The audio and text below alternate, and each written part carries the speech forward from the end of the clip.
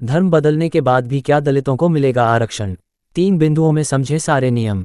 केंद्र सरकार ने पूर्व प्रधान न्यायाधीश के जी बालकृष्णन की अध्यक्षता में एक आयोग गठित कर दिया। यह आयोग तय करेगा कि क्या धर्मांतरण के बाद भी दलितों को आरक्षण का लाभ मिले। आइए जानते हैं कि इसे लेकर संविधान क्या कहता है। दशहरे के दिन आम आदमी पार्टी के नेता और दिल्ली सरकार में मंत्री राजेंद्र पाल गौतम ने एक बड़ा आयोजन कराया। इसमें दावा किया गया कि 10,000 लोगों ने हिंदू धर्म छोड़कर बौद्ध धर्म अपना लिया। इस बीच केंद्र सरकार ने पूर्व प्रधान न्यायाधीश के जी बालकृष्णन की अध्यक्षता में एक आयोग गठित कर दिया। यह आयोग तय करेगा कि क्या धर्मांतरण के बाद भी दलितों को आरक्षण का लाभ मिले। आइए जानते हैं कि इसे लेकर संविधान क्या कहता है। 1. अभी संविधान में क्या है नियम? धर्मांतरण के बाद आरक्षण को लेकर अभी भी नियम है।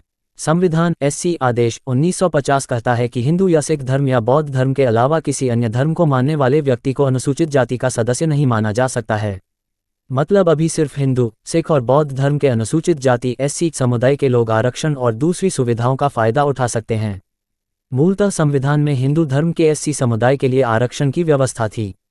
बाद में 1956 में इसे सिख और 1990 में बौद्ध के लिए भी जोड़ दिया गया। अगर कोई इस्लाम या ईसाई धर्म अपनाता है तो उसे आरक्षण और अन्य दूसरी सुविधाओं का लाभ नहीं मिलता है। हाँ, अगर वह फिर से हिंदू धर्म में आ जाता है तो उसे लाभ मिलना शुरू हो जाएगा। इसी को लेकर विवाद है। लंबे समय से मुस्लिम और ईसाई समूहों की मांग है कि उन दलितों के लिए आरक्षण की समान स्थिति रखी जाए जिन्होंने उनका धर्म अपना लिया है। इसी पर फैसला करने के लिए केंद्र सरकार ने हाल ही में एक कमेटी का गठन किया है। 2. क्या अब धर्म बदलने के बाद भी आरक्षण का लाभ मिलने लगेगा? यह मुद्दा सुप्रीम कोर्ट में लंबित है। कोर्ट ने केंद्र सरकार से अपना स्टैंड क्लियर करने को बोला था।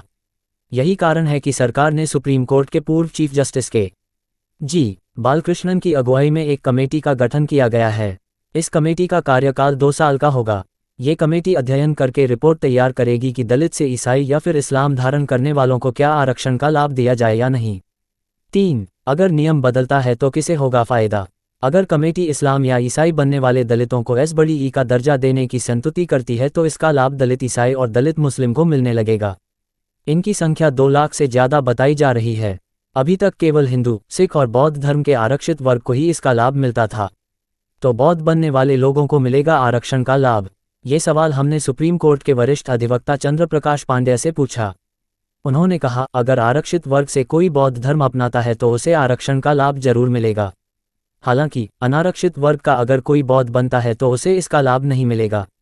सूचना सिर्फ मान्यताओं और जानकारियों पर आधारित है। यहाँ ये बताना जरूरी है कि यह मेरा वीडियो किसी भी तरह की मान्यता, जानकारी की पुष्टि नहीं करता है।